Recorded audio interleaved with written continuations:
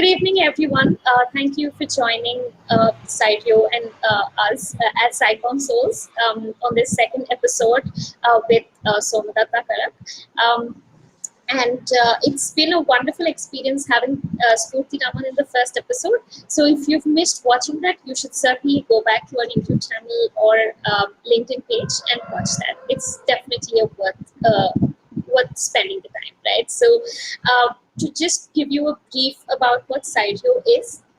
Cyrio is a platform that is being built upon the vision for supporting science communicators in any manner possible. It could be in terms of capacity building, a support in terms of resources, and also creating opportunities for science communicators in India to become independent and full-time science communicators. So today in this episode, we have Somdatta Karak, and also I'll let Shweta Hegde, our co-host for SciComm Souls, to introduce her, and we get the episode going. Yeah, go on, Shweta. Yeah, thanks, Ajita, and welcome, Somdatta.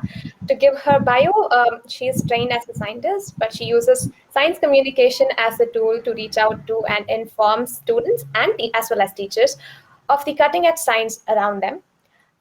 In her current role at CCMB, she builds different forms of content to make complexities of science to the public, including those in education. In the last year, she has worked with the artists to create zines, videos, and comics in science on various topics covering fundamental science as well as urgent societal issues. So welcome to the second episode of SciComm Souls, Somdatta. We're excited to have you.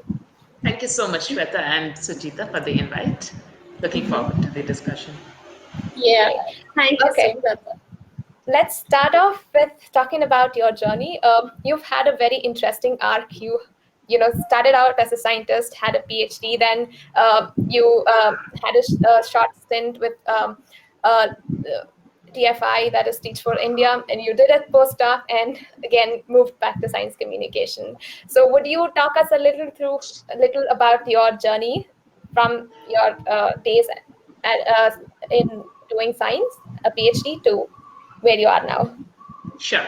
So I think when I was a PhD student, at some point I had it all sorted in my head that I'll do a PhD and then I'll do postdoc, and in that interim I'll figure out what do I want to do next. So in that journey, what happened is that our grad school basically took a lot of initiative in making us meet different kinds of professionals, different kinds of things that people were doing, alumni also. And I think one of the visits to a school toy factory, if I may call it that way. So basically they would make games and kits for school students. I think that somehow intrigued me a lot, and I thought that's worth keeping in mind somewhere, somehow. And this was happening while they were taking us to many other big industries like Bayer and whatever. And I think during the same time, I visited India and I saw the poster for Teach for India, like really big poster, for the first ever time. And I think that also stayed in my mind. And then PhD happened and all of that. And when I was writing my thesis, I think it was then that I took a lot of time to deliberate that, okay, what next? Because people around me were all going for postdoc, as was my own decision as well until then. Because I also met people for potential postdoc positions, and I met quite a few people, and I felt that something was not feeling right.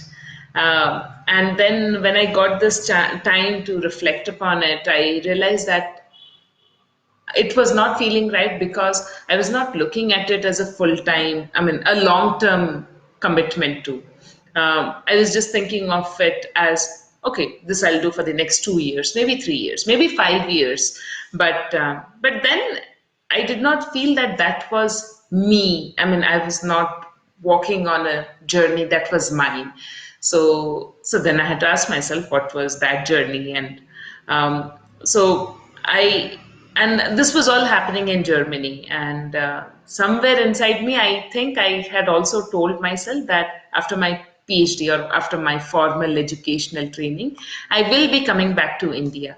So that also meant that I had to figure out something which will be worth doing in India.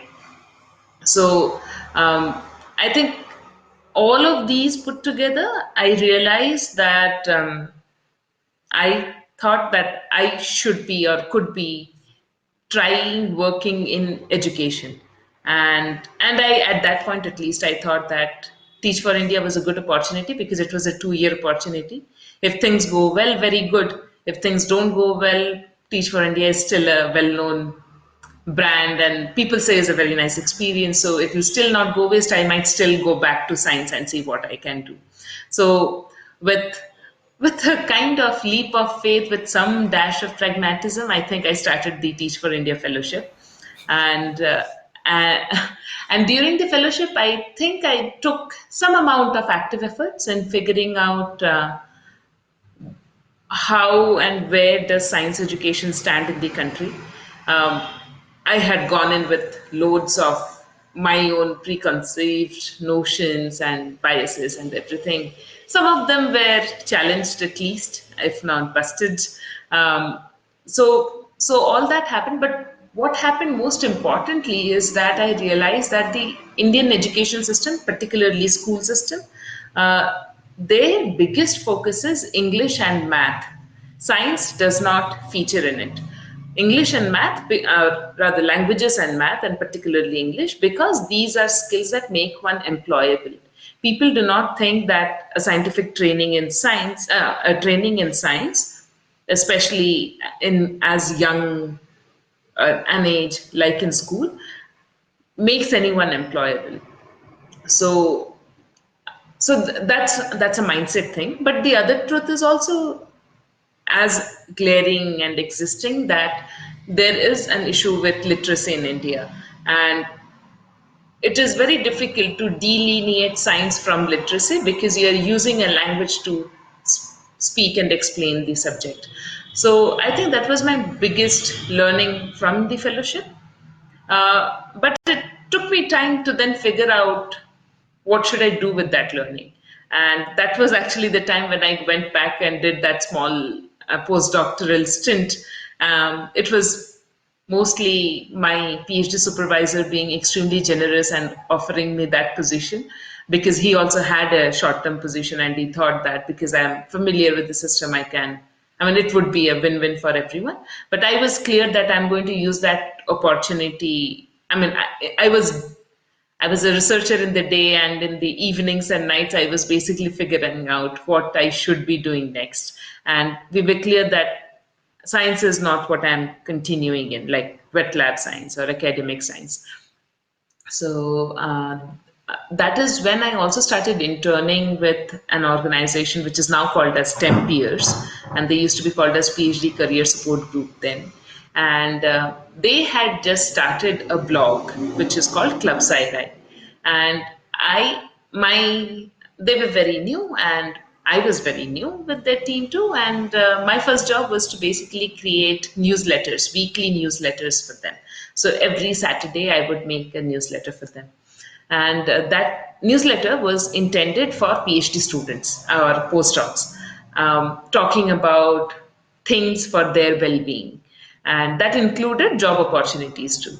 And that is when I realized that in the West, particularly, there's something called as a science communicator, and they do many cool things which completely align with what I can do and I would like to do. And so that is how I got to know about science communication, much of it actually. And so with So you much started off confidence. volunteering. Sorry to cut off, but you started off volunteering at STEM Yes. Peers. Yeah, yeah. Okay, go on. And I think that is all that I did there. The newsletter team grew after me and all that, but uh, so now they have a much fancier newsletter running. But that is all because of the team that is running it now. So after my stint with them, I moved back to India and I started applying to some of the places for science communication. And I think in India it was also a good time because the political scene was such that the institutes were also asked to be more visible. Uh, at the same time, yeah, so I think people were already opening up, warming up to the idea that they need something like this, but they did not still know what exactly would this person bring on board. So all that really worked well for me, particularly at CCMB, because I think CCMB has a history of engaging with public in different capacities since the very beginning.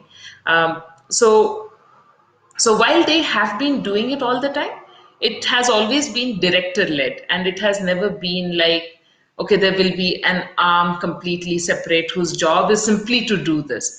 So, and luckily they trusted me with it, and I got like a playground to try out all the different things that I had wanted to try out. And yes, so at CCMB, I get to work with a lot of different stakeholders, and I ensured that we do have a lot of young students and educator stakeholders, because I think I can add the most amount of value there.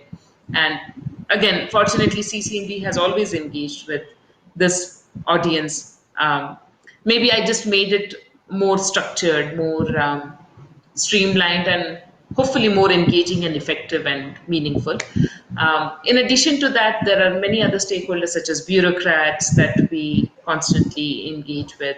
Um, there's some amount of industry engagement too, but there's a different business development arm which does most of the conversations with them.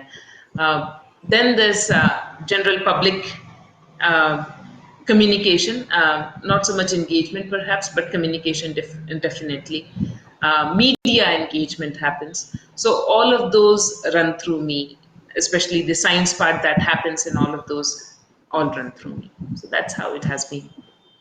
Okay, wonderful. So I want to like take a moment and take you back to the time where after Teach for India, you went back to your postdoctoral stint, right? So did you ever feel during that period that you were falling back to your comfort zone, and this is something that you could probably want to continue, but but rather one day you woke up and said, "See, this is something else I want to explore."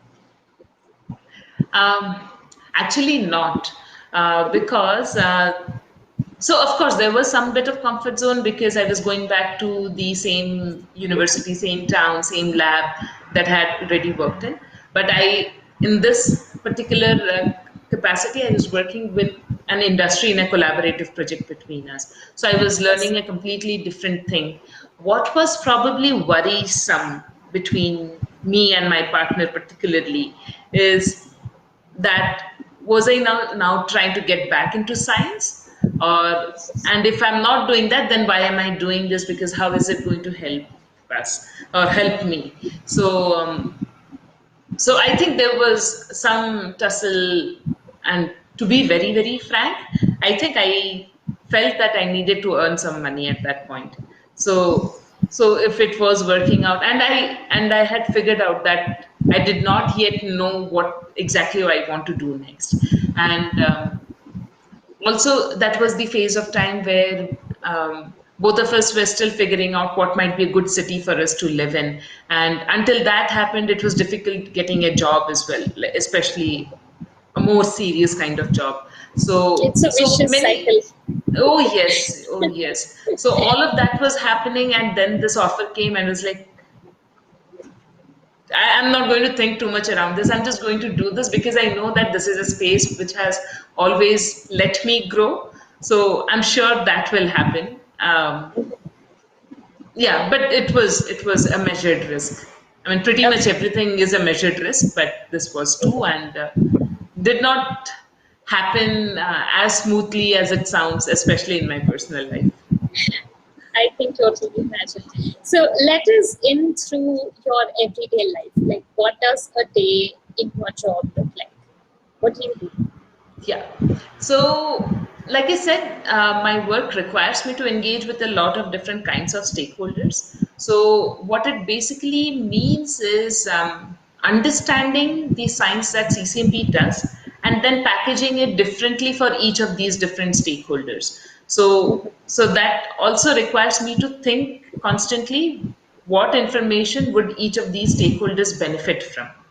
So and so that is the thinking part and networking part. I mean, networking with scientists, and then I have to also figure out what is the medium that I want to use for communicating what I want to communicate. And if required, then I have to then also figure out people who will need to work with me to make that happen. For example, I know nothing of visual communication. I mean, so writing and words is pretty much what I can contribute to, and I think that's, I mean, if I limit our communication to simply that, that would be very inaccessible and inappropriate. So then what it means is that I have to also figure out people who can communicate differently and who can work with me and with CCNB in general to to build a different kind of content. So so thinking and networking take up a lot of my good part of my brain and time. And then of course there are menial things that need to be also done, like there are institutional responsibilities, and which includes communicating with whichever bureaucratic office that, okay, this has to be done, or some report to be sent. So that also happens, but we try to keep a healthy mix of everything and this to a minimal level. Sure. So what's the kind of degree of freedom you have at deciding on projects and executing them? Because you are leading this arm of CCM, right? So Yeah, I think I have been extremely fortunate to have, I think, all the independence. wonderful. Yeah, Wonderful. Okay, that's awesome because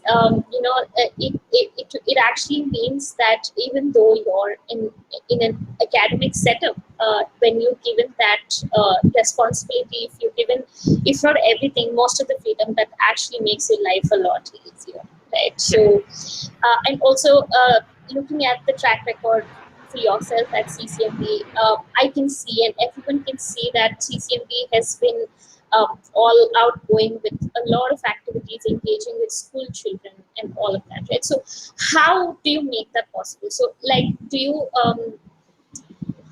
how do you sort of see blending science education while communicating the science that you do at CCMB with these kids?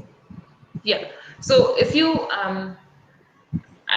if I understand it right, you want to understand how do I make it possible at CCMB and like gather their support for this, or you Uh, want to s- so how do you, so okay, let me simplify that. How do you design these projects in such a way that you fulfill the objectives of CCMB for to be a part yeah. of their communications wing while also catering to the kids who engage? Yes, yes. So this is where my experience as a teacher earlier during when I was a Teach for India fellow really comes in handy.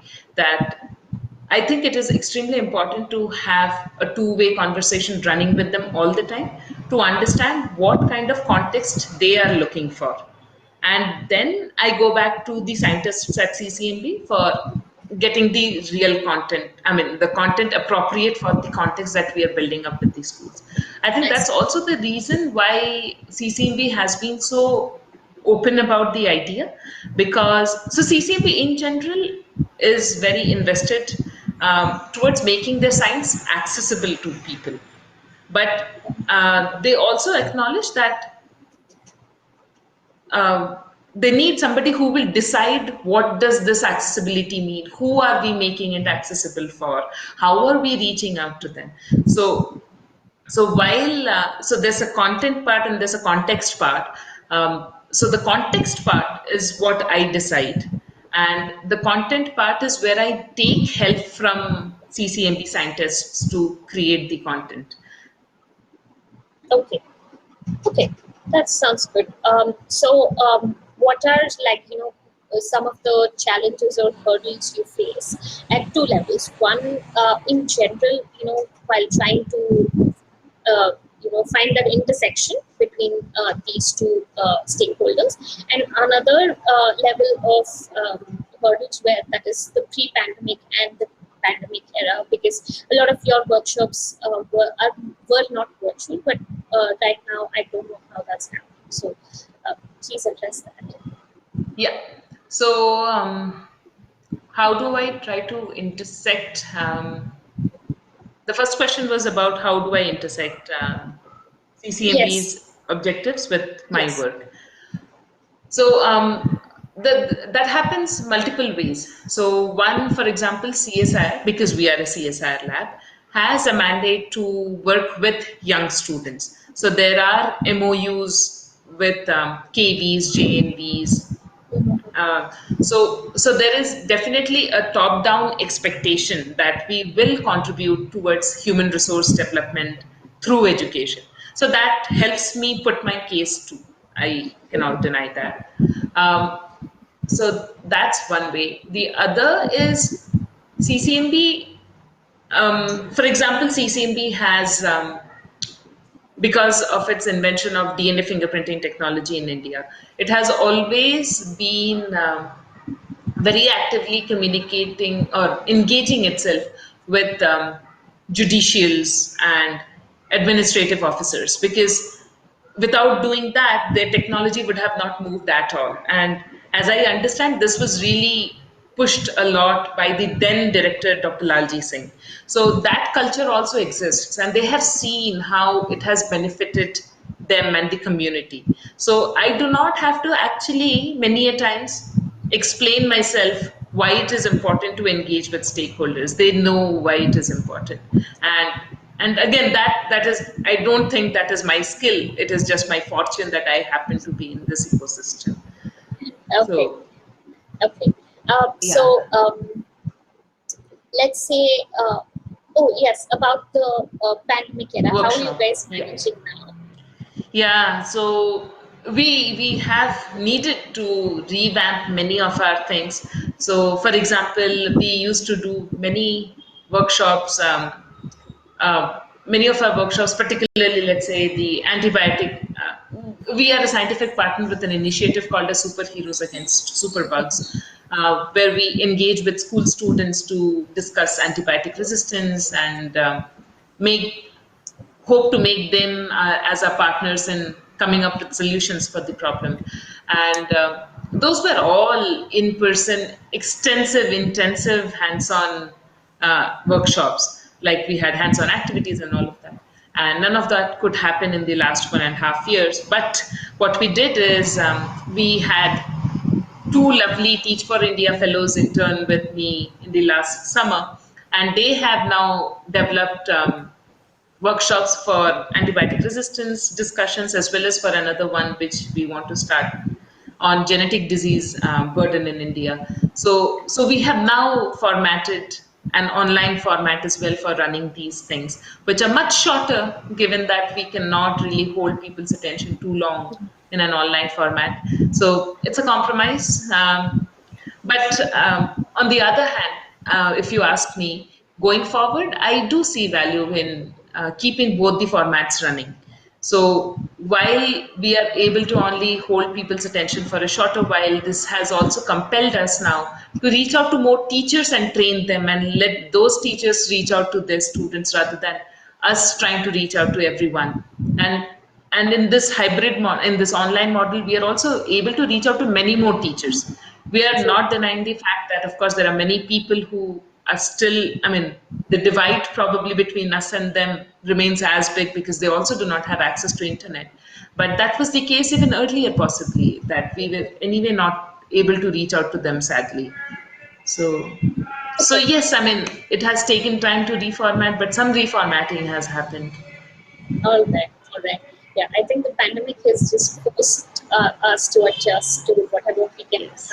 manage. Yeah. Right? So do you have a team, or are you by yourself now? Hmm. No, we do not have a team, as in, I do not have a team that reports to me. But what we have at CCMB is that so there's a separate public relations officer. There's somebody else who leads the skill development workshops in CCMB, and then there is me. So at least between the three of us, so we have things which are overlapping, and we kind of combine. For example, if there's skill development happening, it does not really ask me to be a part of it, but if I can create a content which can help them make their life easier, that benefits both of us, and we reach out to both kind of people. Similarly, though our PRO takes care of all the press releases, the press note is written by me because we want to be scientifically accurate in what we are saying in the press note. So there's some amount of this lateral working together that happens. And then in the last one year, I've also had these interns that I told you about, and also a project associate working with me. So it is still not a team, I would say, but it is growing beyond that single person doing everything Yeah, so that's what I was going culture. to arrive at. Would you like to have a team? Do you feel that it's Ah, essential? essential, not yet. So I would definitely like to have at least one more person working with me. There's no denying to that. But otherwise, for example, I also have worry. I mean, given the volume of our work, I do not think it is so much that we still merit hiring another person full time. So, what I rather enjoy is having the possibility of working with people who have the skills that I need for that particular project when I need to work with them. A So, that collaborative approach. collaborative, it can sometimes also be service providing approach, Okay. but given, I mean, probably this this sounds very simple, right? But in a government system, they have just never ever heard about how to do these things. I mean, barring probably, I mean, I would say just one other institute in India. Most people in India do not even know how to work these out. Like the bureaucracy around the payments that we have often do not work with many other freelancers or many other companies as well. The price equations do not work. Many of these things, for example, you cannot really compare one animator to another animator many of times. I mean, because they bring in different kinds of styles, and how will you compare different styles? And Sure. for a particular content, if you need that style, you need that one. I mean, there's no, but ideally the government system will ask you that no, you have to do a market search and you have to compare between them. And sometimes it is just not possible to compare. So these seemingly very simplistic things can unexpectedly take a huge amount of time in a government system. And so I would rather try to put my efforts trying to ease those. And then, I mean, I think there's just so much variety in the kinds of artists we have around us. And I would rather want to collaborate with all of them and come up with cool things all the time. Yeah, I mean, the only point I wanted to sort of highlight by having this discussion is that communicating science or science education is not something that could be possible with one person. You need to have multiple skill sets that are complementary, Yeah. right? So that's what I wanted to highlight. Okay, Yeah. so since we have like only 60 minutes in the show, right? So what I'm going to do is we're going to have like a brief rapid fire where we have a bunch of questions, but we want you to answer, but then we don't have the time. So do think about it and answer these questions. And of course, there's no right answer or something. We just want to know your thoughts, right? So let's get that started then. So yes. In order to promote science education, do you think we need to have researchers to do the job or science communicators or educators to do the job? It requires both, but the latter if I have to pick between the two. Okay. Um, Science communication and science education are different. True or false? Science communication and science education are different. It is true. True. Okay. Would you prefer science communication public outreach officer at an academic institute that you are right now, or to be an independent or freelance science communicator? What a difficult choice. So I will stay here until my vision matches with theirs. Okay, that's a good answer. Among the projects that you've worked on so far, which one has been the closest to your heart? Okay, I'm working on a series called as I'm a Scientist currently, Okay. and I think that series is making me think quite a bit about who who are the scientists that we see around us and what kinds of backgrounds they come from. Is there a kind of similarity we see, or how diverse is it?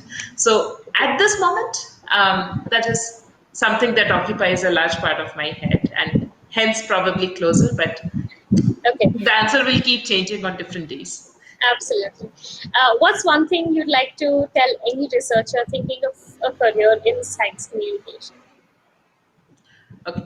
Figure out which audience you really want to engage with.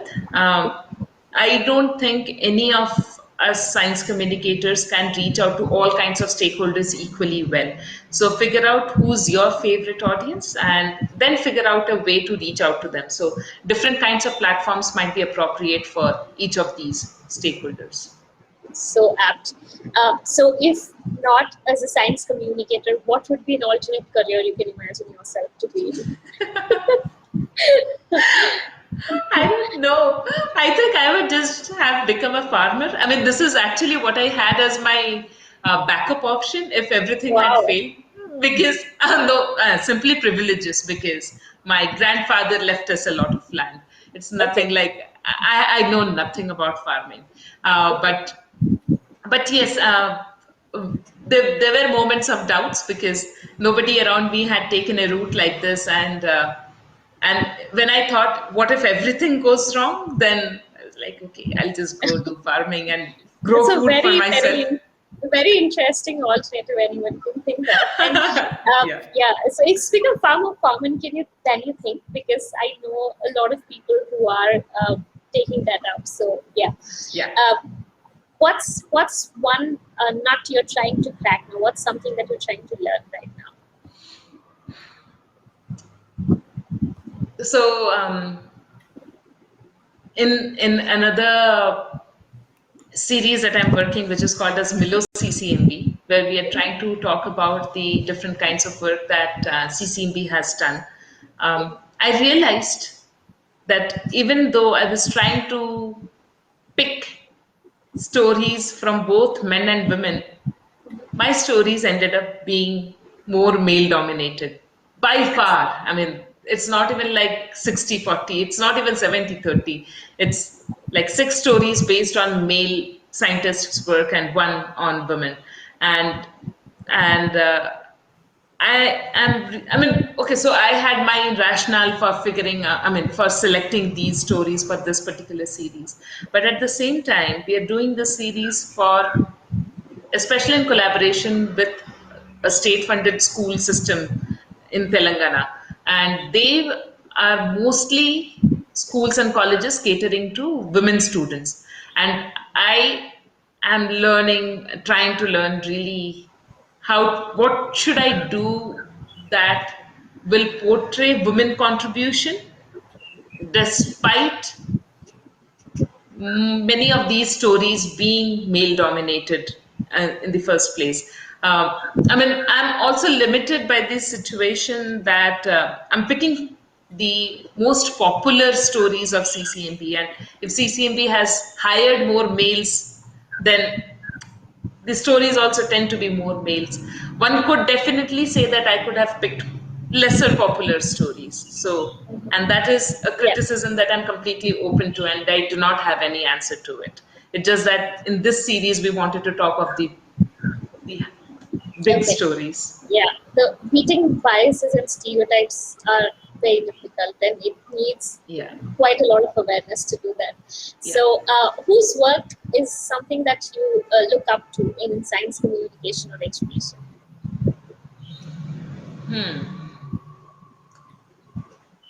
This is difficult because this keeps changing too. Yeah, someone currently who you admire. I do not know. I really do Yeah. not know who Okay, sure. who I should. Yeah. No problem, no problem. So, Yeah. what's one thing that you don't like about being a science communicator? Oh, being a science communicator, I think there's nothing bad about that. But what becomes a problem is in if you talk of my current setup, current role, is many a times people confuse this position with just communications, which means that some people can tend to think that, okay, anything that requires writing can be given to me. Uh, then there can be some people who think that whatever I'm doing is just to brand CCMB. Uh, Mm, and I think I take a lot of care in not, I mean, of course, everything that I do will anyway brand. Like who I am is also branding CCMB. So I'm not saying that I do not do that, but I think that, but if people start thinking that that is the core of what I do, then that's a problem. okay. What are some of the things that you do differently if you weren't associated with an organization as a science communicator? Have you ever imagined that? I didn't get the, if I weren't associated. If you weren't associated with an organization, let's say you're an independent science communicator, what were the things that you could Yeah. do differently? Have you ever thought about that? Rather, I'll take it the other way. Okay. When I finished my Teach for India fellowship, or finishing it, I and my friend, we were rather thinking of starting a startup which would do science education in a more hands-on fashion. And I Okay. realized at that point, after many deliberations and discussions with funding agencies and all of that, that much of our work in the initial years would have been around just branding ourselves, like getting people to trust us. And it was at that point that I realized that working with a government system which has a good brand already would work to my benefit. Okay. So yes, my trajectory has been actually the other way around, where I have felt that being in a government system actually works out better if you can make the system work. And that's a huge if. Okay. Okay. By the way, Suchita, I'll go Wonderful. back to the previous question. So, Uh-huh. so when you ask me whose work do I like, so there have been two instances, I think, which has shaped how I build my content. One is when we started the Teach for India Fellowship. The CEO there, Shahin Misri, is extremely fond of Dr. Zeus stories, and she Ah, writes fantastic herself. So and that was the first ever time I was introduced to Dr. Zeus kind of writing. So forget the sexist and racist parts that can come in some stories, which I was not exposed to then. That I came to know only much later. Uh, I fell instantly in love with how those stories flow and how age agnostic those stories are also, and how the words flow in their words flow well, the visuals flow well, they how well they all combine together. But if I do not want to use the visuals and just want to look at the words, that still is so impactful, and vice versa. So I think that definitely wanted me to create similar things, but talking of science. I do not think that I'm anywhere close. I mean, that would be just extremely ambitious, I think, to think that. But yes, that is a kind of ambition that I do have. That if we okay. can create something like that. Okay. Awesome. So now let's take it over to Shweta, and then she's going to discuss a little bit more in detail about something very specific that we want to discuss. Take it over, Shilpa. Yeah, thanks, Sajita. Somdatta, it has been wonderful listening to you so far. We would go now start off with the thought process segment, wherein we would pick up the work of our guest and try to, dissect it or talk more about it. And Somdatta already spoke a little bit about Milo CCMB, which we would continue to talk about now. So, as she mentioned, it is a video series wherein so they're collaborating. Correct me if I'm wrong. So you're collaborating with a Telangana Welfare Society, right? And addressing some of the questions that they have about science, while also highlighting the work that you are at CCMB currently pursuing. So, Suchita, could you share the video maybe, or? Yes, Okay. yes, I So will. meanwhile, Somdatta, could you talk a little bit about the motivation behind the project? Like, how did the two sides, two ends meet? How did CCMB meet up with the Telangana Society, right? Yeah. So CCMB met up with Telangana Social Welfare by two ways. Before I joined CCMB, I was interning with TFR Hyderabad, and during that we were actually working with Telangana Social Welfare, some of their social welfare schools, to see how we can actually support their classrooms. So much of the times that would just mean going and taking lectures because they sometimes they really had shortage of teachers. But in the long run, I also realized that that is probably not a very sustainable thing for an institute to keep running. And in that interim, I joined CCMB, but our network with them, I mean, my connection with them continued. And uh, and then what also helped is that Telangana Social Welfare Society already knew about CCMB, so they were even more thrilled that I now belong to a community that they looked up to, and they knew TFR Hyderabad is very new, so they were still establishing themselves as a brand, but CCMB is an established brand. So I think they were very happy about that.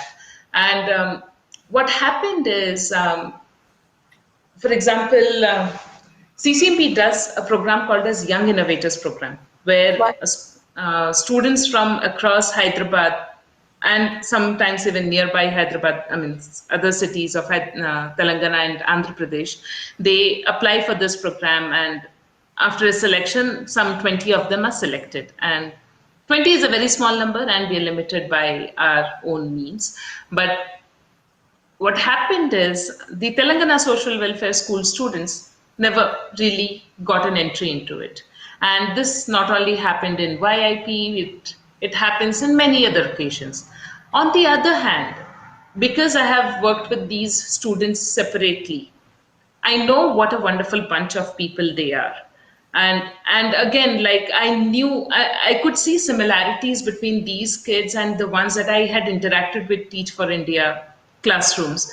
And they have very similar problems, that they are extremely bright and nice and wonderful, but uh, it is simply the lack of privileges that hamper their participation in many other so-called open forums. So that is, I think, the biggest motivation for me to create a program particularly for them. And I also understand, like, different students come in with different exposure levels, and it can totally happen that uh, at least topical exposure of certain things can be better in students of certain high-end schools. And if we then start having a common forum of discussion for them as well as for students who are otherwise very bright, but simply because they have not had that exposure, I think it's completely unfair.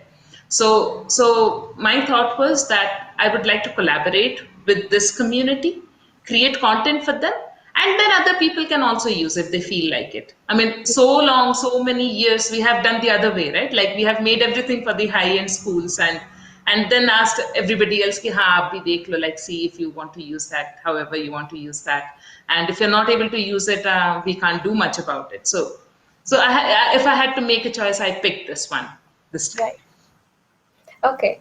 So Going back a little bit, you mentioned that your sort of direct interaction with these students has helped you shape the project, right? So as you can see, all the characters, they're very contextualized, and even the voices, you've ensured that, it sounds similar to what they've previously heard and so on.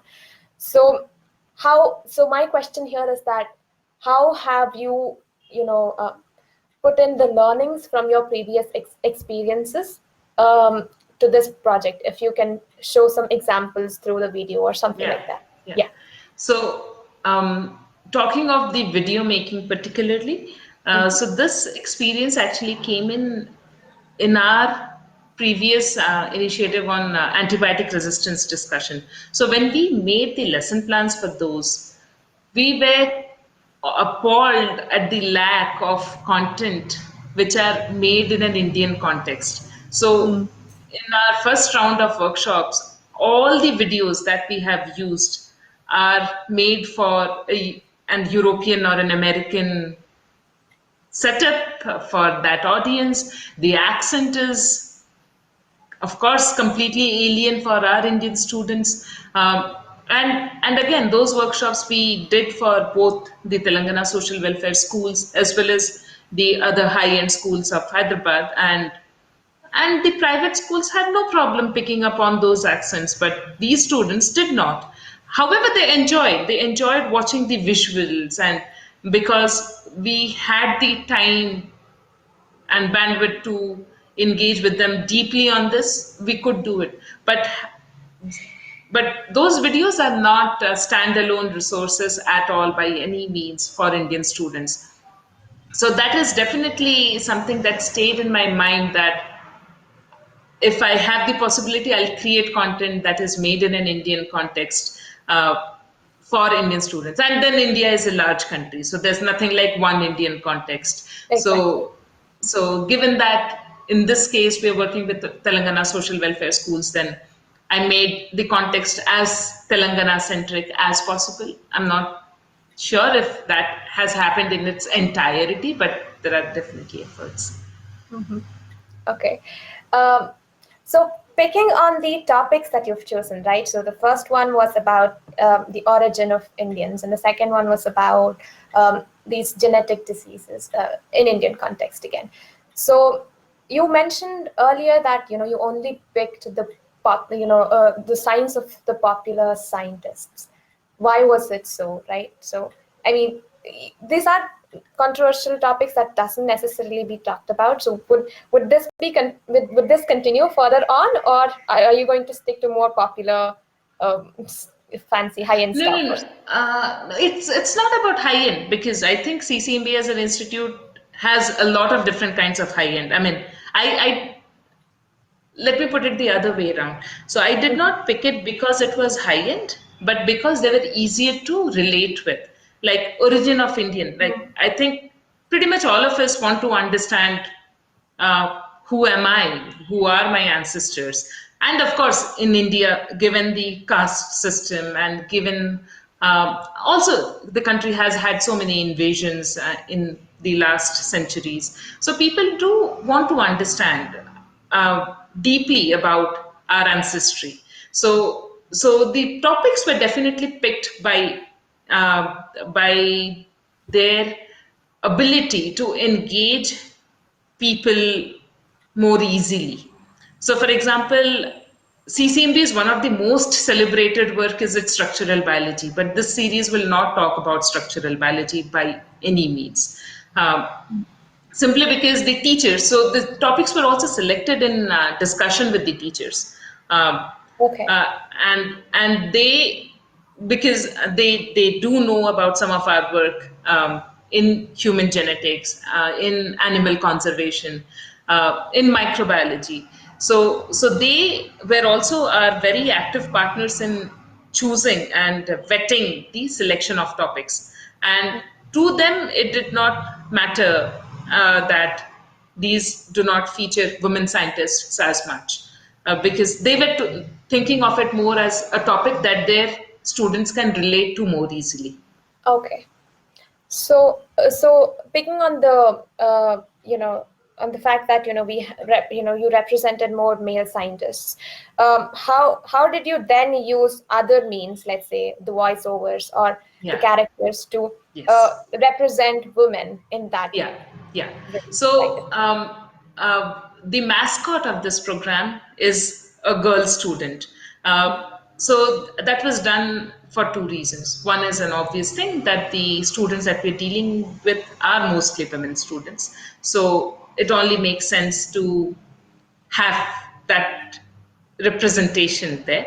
The second is also uh, that this we hope that this mascot also creates this impression that, okay, even if we are talking of a work done by a scientist, maybe even a male scientist, this woman is learning all of that because she wants to grow into a scientist. So there's a part of aspiration that we have tried putting in through this character.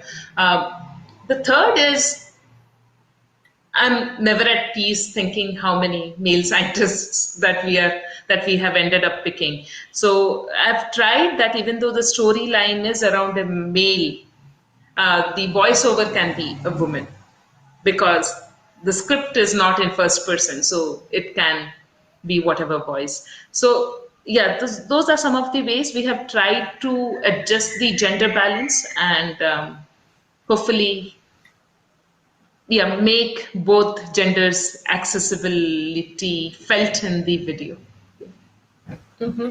okay, so um, I'm also interested in how you're sort of filtering the feedback, or how are you getting the feedback from after putting out these videos, like be it with the teachers or the students or from scientists or from Yeah, CCMB's perspective, like yeah, how are you using that feedback to develop content which is much more relevant to the community that you're trying to cater to?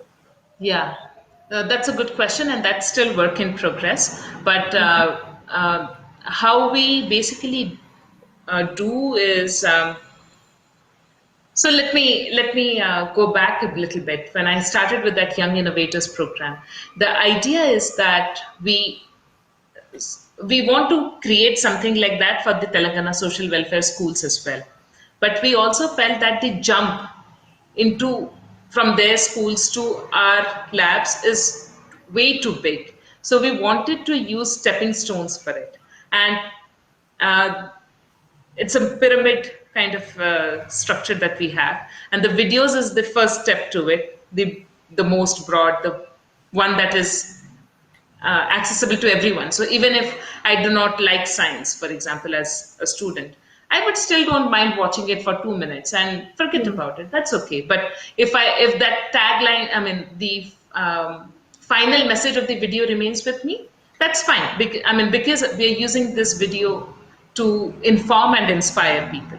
And then a certain section of those students would do send us questions, and then they have an interaction with the scientist whose work that they heard about in that particular video. So so that's the second level of interaction. It's still a few hundreds of students who come to do that. And from that, we then want the schools and the colleges to conduct exhibitions. And based on their performance there, they select certain number of students to come to CCMB.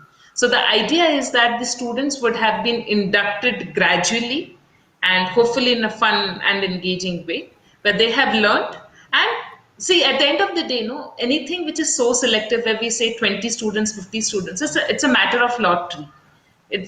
It does not mean that we have selected the best 20. It never means that we've selected that. It just means that those 20 were somehow fortunate to have gotten access to it. So I have completely lost faith. But the schools and colleges still see a lot of value in doing that. And that is their prerogative, and I don't mind doing that. I look at it like, okay, TK, if they're coming to CCMB, it's my chance to meet them personally and interact and figure out what my kids want now next. So I just use those in a more selfish manner. But I have stopped believing that that like programs which are going to just interact with 20 students, is not a good structure, is not a good design. So that 20 would be just the culmination of it. But what I care about is the bottom of the pyramid. How many people have we been able to reach out? And even if they are able to remember the main message that we wanted to give out.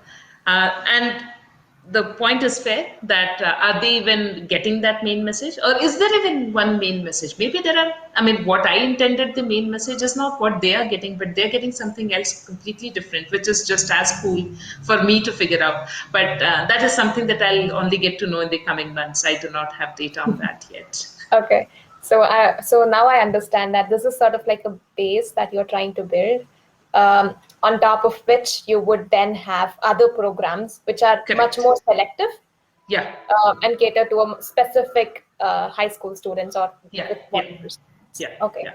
And for the feedback, as of now, you still don't necessarily have uh, any some. Do you have some idea as to how many people it has reached, or do you have some quantification that you could talk about? Yeah. So, for example, because it's a collaborative project with the Telangana Social Welfare Schools, so Hmm. all their teachers anyway show it to their students. Okay. So, and now that they are also opening up schools, and it will probably happen in a physical space. So, number of students watching it is not really a problem. Okay. What is probably a bigger concern for me Is is to that are figure they out, getting the message or not? or what are, for me to just know what are they getting. Okay.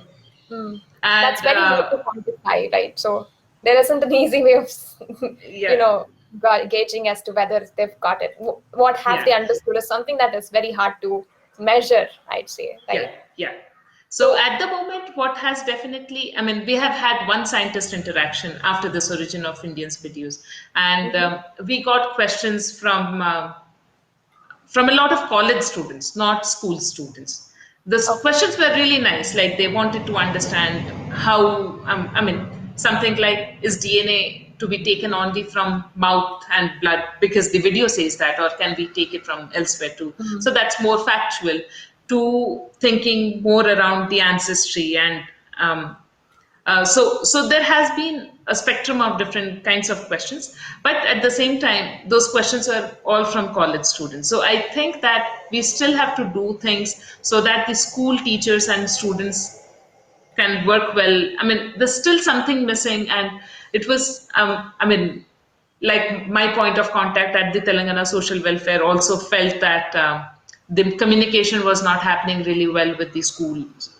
So those are things in progress and only hopefully improve in the coming months over the next set of videos. Okay. Okay. Thank you so much for answering some of my questions. I mean, I would have loved to have watched these when I was at high school. I grew up watching Veritasium Vsauce, but they were more, in the context of the Europe or the US. But it's very nice to have something that is in the context that I can relate to, right?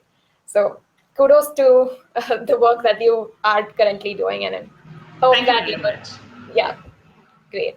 Okay, so I think we're running short on time. So I don't know. I'll just ask one question that I usually ask our guests is resource recommendations. So with that, I think we will close it off. So Somdatta, could you please give some resource recommendations to aspiring science communicators? Yeah. So this is always my difficult thing also because I have difficulties in making general comments on what kinds of resources one should look for. I mean, like you mentioned Veritasium or this NPR Big Joe idea. So these are obviously, these have been there for a long time, and they are fantastic resources for one to refer to when they want to see how they tell these stories, and they all tell stories in different ways. So NPR does it through radio, so there's a lot of speaking happening. You might not even see the person. And Veritasium probably uses a lot of visual Graphics. Yeah. graphics in it, and also fairly longish. Both, I mean, both these content I think are quite long. So how do they even engage people for such long content is quite nice in my opinion. At the same time, take inspiration from them, but I really think that science communication is still at that stage where people can get really exploratory and think of what kind of gap they want to fill in. And frankly speaking, uh, I mean, exposure How would you to choose a gap? Like, how would you know that this is the huh. gap that you should be filling in, right? So some part of it, I mean, definitely. So there are two parts to it. One is your own interest. Two is the opportunities that you have, Mm. and so one of the two will happen to you first, and then figure out the other one, and then see. And I think internet really helps figuring. I mean, not in figuring out your interest so much. I think that's your own deliberation. But once you have done that, then I think at least that's how it goes for me. That then I start finding it. I want to see how somebody has done something with public, and then I go watch that. Uh, and like I said, so science communication happened to me by chance. It was not a directed effort that I took. But when I was in Teach for India, so Dr. Zeus they loved, right? And then they also loved TED Talks. And then TED became, I mean, TED also started TED-Ed. And I think all of those have played a humongous role in shaping how I think of communication. Okay, so learning, I mean, just going out there and looking for content, inspiration, and exploratory.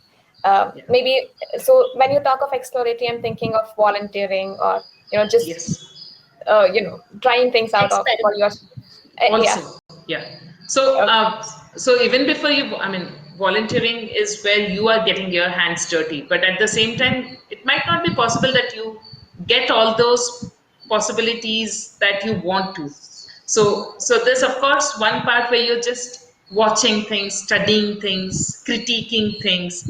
So for me now, ever since I started uh, becoming a professional science communicator, every book, I mean, I read only fiction, and every book that I read has become a piece of critique for me. So, and I deliberately do that every day, half an hour in the morning when I'm traveling to work, I read and I'm going to think how they have portrayed a certain kind of sentiment or a certain kind of story or a narrative. Um, and it probably takes away some amount of fun that I used to have in my more relaxed reading earlier. But this is a habit that I have grown over time, and I have done simply because I'm in this business of communication and because I do not have any formal training in communication. That's a Okay, very, so very interesting practice. So happy to have. It indeed helps you indeed. expand your horizons. Yeah. Yeah. Thank you so much, Somdatta, for joining us today. And it's been a pleasure talking to you and also knowing all of these interesting insights that you have and how things can work and can be modified to make better for better science communication and education, right? So thank you so much. And thank you all of you all for joining us today. And do watch the other episodes of this show on our YouTube channel and LinkedIn page. Do follow us so that you don't miss any updates on further episodes. So we have every episode airing live every alternate Saturday, and we'll see you in a fortnight. Thank you so much. Thank you so much, Suchita and Shweta. It was a pleasure talking to you. Thank you so Wonderful. much.